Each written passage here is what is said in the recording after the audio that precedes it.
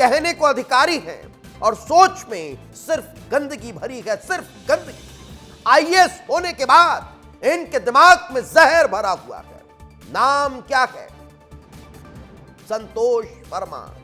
एक बार फिर सुन लीजिए, इनका नाम है संतोष वर्मा और ये आईएएस अधिकारी हैं, पढ़े लिखे बुद्धिजीवी वर्ग से आते हैं, लेकिन इनके दिमाग में सिर्फ गंदगी भरी है। एक बार फिर आईएएस संतोष वर्मा ने ब्राह्मण समाज को लेकर ऐसा विवादित बयान दिया है कि वो अब सुर्खियों में है, सुर्खियों में। भोपाल में इनके बयान के खिलाफ आंदोलन की तैयारी है। आरक्षण पर विचार सुनेंगे आप इनके तो शर्मिंदा हो जाएंगे। अगले एक विचार है, जब तक ब्राह्मण बहु दान में मिल जाए तब तक आरक्षण जारी रहेगा। यह आईएएस की सोच हो सकती है। सोचिए, अब आईएएस अधिकारियों के विवादित बयान पर ब्राह्मण समाज नाराज है, और क्यों ना हो। हर घर में एक बेटी होती है, हर घर में। तो क्या दान दे दें? कन्यादान होता है साहब ब्राह्मणों में, कन्यादान।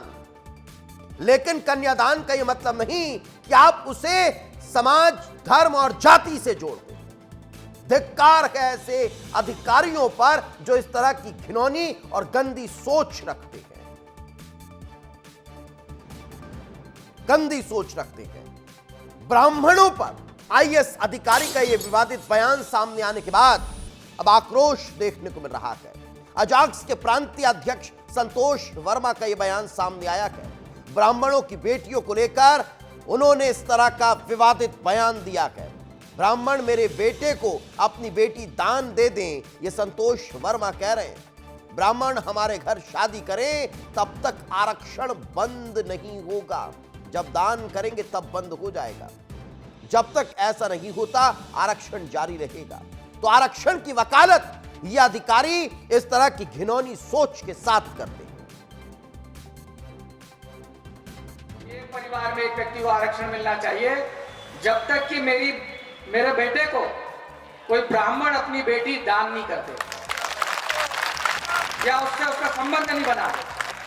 केवल आर्थिक आधार की अगर बात है तो एक परिवार में एक व्यक्ति को आरक्षण मिलना चाहिए जब तक कि मेरे बेटे को कोई ब्राह्मण अपनी बेटी दान नहीं करते या उससे उसका संबंध नहीं बनाते। केवल आर्थिक आधार की अगर बात है तो सुना आपने, ये एक आईएएस अधिकारी हैं, लेकिन इनकी घिनौनी सोच उस वक्त निकलकर सामने आ गई जब इन्हें पद पर बैठा दिया गया।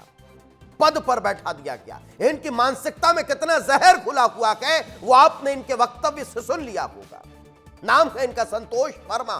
आप भी जान लीजिए, हर जुबान पर यह नाम होना चाहिए। ब्राह्मण संगठनों का अब गुस्सा फूट पड़ा है, नाराजगी अब ब्राह्मण संगठनों की सामने आ रही है। ब्राह्मण समाज ने एफआईआर दर्ज करने की मांग की है। अखिल भारतीय ब्राह्मण समाज ने प्रदेश अध्यक्ष का बयान सामने आया है। ब्राह्मण बेटियों के खिलाफ अमर्यादित टिप्पणी की गई है।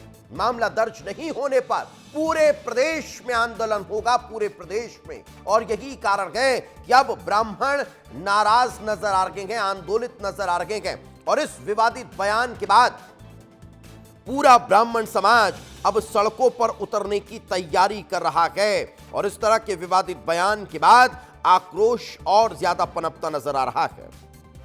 अखिल भारतीय ब्राह्मण समाज ऐसे पढ़े लिखे अभद्र व्यक्ति की घोर निंदा करता है और मैं माननीय मुख्यमंत्री जी से निवेदन करूंगा कि ऐसे पढ़े लिखे आईएएस व्यक्ति को अगर आप अच्छे इस पद पर रखेंगे तो समाज किस ओर जाएगा।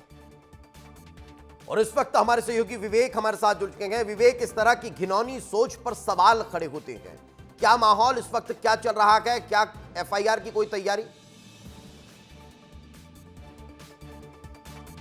बिल्कुल, ब्राह्मण समाज का जो आक्रोश है दीपेश, वो साफ तौर पर देखने को मिल रहा है, क्योंकि जिस प्रकार से संतोष वर्मा ने एक बहुत बड़ा विवादित बयान दिया है, क्योंकि ये भारत है और भारत में बेटियों की पूजा की जाती है। और जिस प्रकार से बयान संतोष वर्मा का सामने आया है, उसके बाद अब ब्राह्मण समाज ने साफ कह दिया है कि एफआईआर होनी चाहिए, वरना उनका विरोध प्रदेश व्यापी होगा, वो सड़कों पे आएंगे और संतोष वर्मा के खिलाफ विरोध करेंगे। क्योंकि संतोष वर्मा की यदि बात करें दीपेश, तो इसके पहले भी संतोष वर्मा कई बार विवाद में रहे हैं, उनको जेल भी जाना पड़ा है क्योंकि उनके ऊपर धोखाधड़ी का मामला दर्ज है, महिला के द्वारा गाली गलौज और मारपीट का मामला दर्ज है और उनको 2021 में प्रमोट करके आईएएस बनाया गया है। हालांकि अभी पूरा जो मामला है वो गरमाया हुआ है, साथ ही ब्राह्मण समाज के लोग लगातार विरोध तो कर रहे हैं,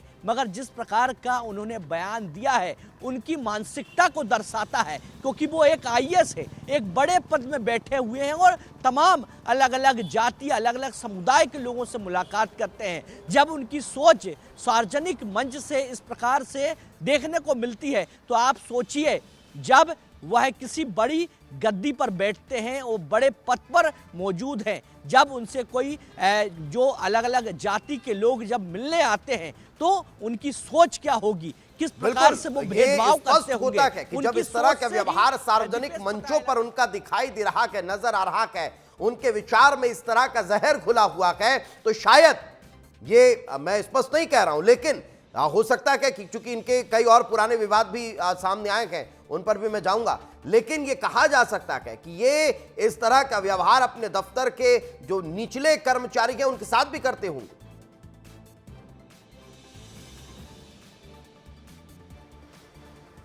विवेक।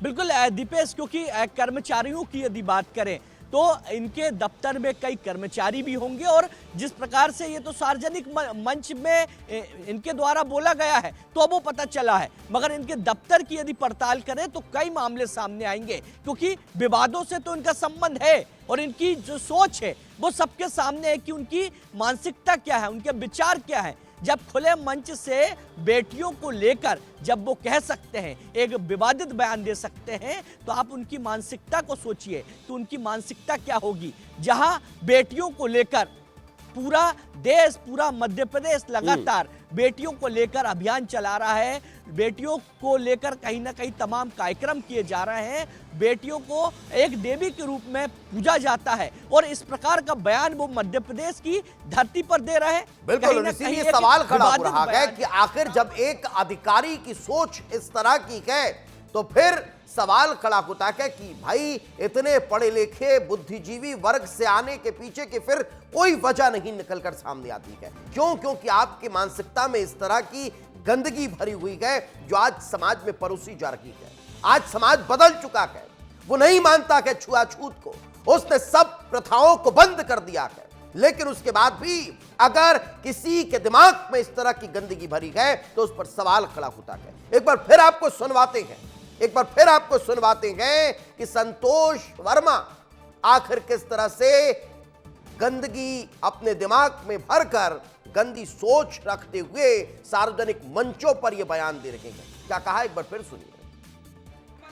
एक परिवार में एक व्यक्ति को आरक्षण मिलना चाहिए जब तक कि मेरे बेटे को कोई ब्राह्मण अपनी बेटी दान नहीं करते या उससे उसका संबंध नहीं बना दे। केवल आर्थिक आधार की अगर बात है तो एक परिवार में एक व्यक्ति को आरक्षण मिलना चाहिए जब तक कि मेरे बेटे को कोई ब्राह्मण अपनी बेटी दान नहीं करते या उससे उसका संबंध नहीं बना दे। केवल आर्थिक आधार की अगर बात है तो सुना आपने इस टुच्ची सोच को। दान करने की बात भी छोड़ दीजिए, उसकी अगली लाइन पर फोकस करिए, संबंध नहीं बना लेता। आप सोच रहे हैं कितनी गंदी सोच इस तरह के अधिकारियों की है। इनके विरुद्ध कठोर कार्रवाई होनी चाहिए, कठोर कार्रवाई।